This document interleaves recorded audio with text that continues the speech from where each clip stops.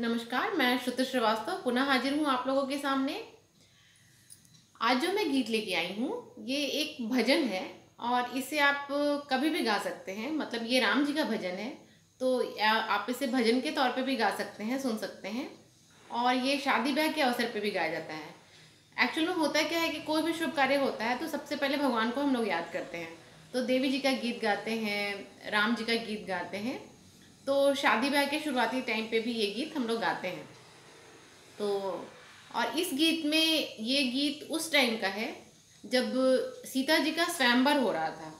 और सीता जी का स्वयंवर था तो उसमें वाल्मीकि ऋषि जो हैं वो राम और लक्ष्मण को लेके राजा जनक के दरबार में आए थे। मतलब सीता जी के स्वयंवर के टाइम पे हुआ क्या था कि राजा जनक ने स्वयंवर के लिए दशरथ जी को निमंत्रण नहीं भेजा था। पता नहीं उन लोगों के बीच दोस्ती नहीं थी या पता नहीं क्या था, दूरी की वजह से जो भी बात हो, पर उनको निमंत्रण नहीं गया था। और विधि का विधान ऐसा था कि राम जी की शादी तो सीता जी के साथ ही होनी थी, ये तो पहले से ही लिखा ही हुआ था। तो राम जी आते कैसे? तो और जो गुरु होते हैं वो तो सभी के गुरु होते हैं, तो वाल्मीकि जी उन लोगों को तो हर राजा अपने दरबार में बुलाते हैं, उन लोगों का अभ्यागत होता है, गुरु तो गुरु ही हैं। तो वाल्मीकि जी को राजा जनक ने बुलाया था। तो राजा जनक राम और लक्ष्मण दोनों को लेके सीता जी के स्वयंवर में गए थे। और वहाँ पे तो वही अशोक वाटिका में राम जी सीता जी को देख के मंत्रमुग्ध हो गए थे। सीता जी उनको, वैसे राम का ऑरा ही ऐसा था, राम और लक्ष्मण का, कि मतलब वो लोग जब चलते थे तो पूरा गांव का गांव उन लोगों के पीछे पीछे चल देता था। मतलब इतने खूबसूरत थे लोग और इतना उनका व्यक्तित्व इतना आकर्षक था। तो इस गीत में यही बताया गया है कि जब जनक जी ने भी देखा है राम और लक्ष्मण को, तो वो पूछ रहे हैं ऋषि जी से कि भाई किसके लाल हैं इन लोग, ऐसे सुंदर, इतना मतलब इतनी अद्भुत सुंदरता, ऐसा सुकुमार बालक तो मैंने आज तक नहीं देखा है। तो ये कौन है, किसके बालक हैं, क्या ऐसे मतलब धरती से पैदा हुए हैं? क्योंकि सीता जी भी बहुत सुंदर थी और सीता जी धरती से पैदा हुई थी, तो उनको लगा कि शायद ये भी धरती से निकले होंगे, ये दोनों भी इतने सुंदर हैं।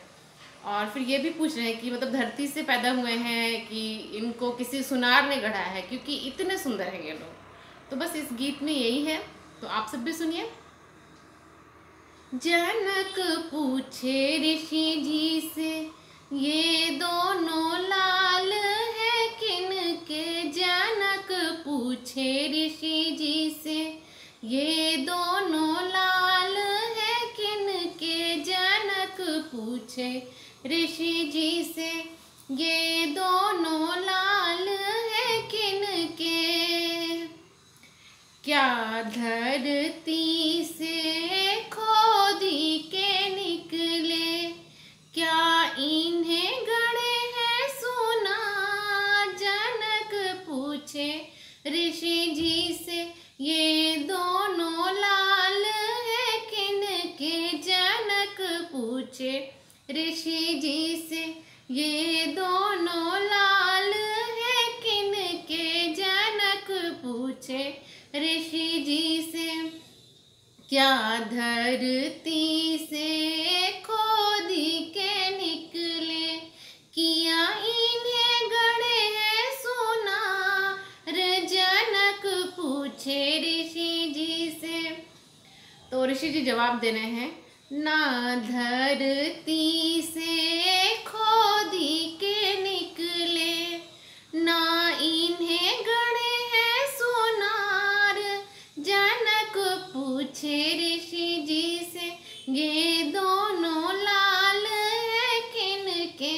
जनक पूछे ऋषि जी से, सरजू किनारे अयोध्या नगरी, सरजू किनारे अयोध्या नगरी, अयोध्या नगरी के दशरथ राजा, ये दोनों उनके हैं लाल।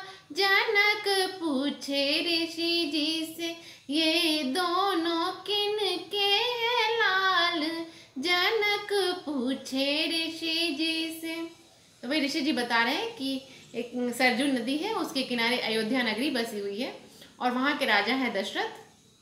तो ये दोनों उनके ही बेटे हैं। तो बस यही है इस गीत में, बस इतना ही छोटा ही सा भजन है। तो आशा है आप लोगों को ये गीत ज़रूर पसंद आया होगा। तो अगर आप लोगों को मेरा वीडियो अच्छा लगता है तो प्लीज़ मेरे चैनल को लाइक, शेयर और सब्सक्राइब करना ना भूलें। Thank you.